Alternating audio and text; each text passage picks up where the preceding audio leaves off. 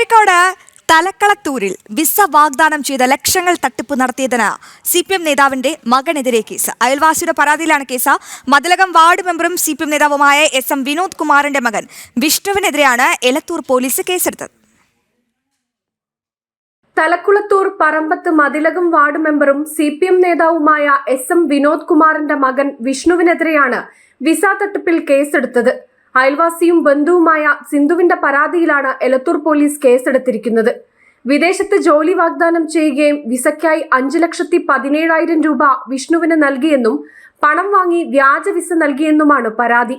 പലതവണ പണം തിരികെ ആവശ്യപ്പെട്ടിട്ടും നൽകാത്തതിനെ തുടർന്നാണ് അയൽവാസിയായ സിന്ധു എലത്തൂർ പോലീസിൽ പരാതി നൽകിയത്. സിന്ധുവിന്റെ പരാതിയുടെ അടിസ്ഥാനത്തിൽ പോലീസ് കേസെടുത്ത് അന്വേഷണം ആരംഭിച്ചു. ജനം, കോഴിക്കോട്.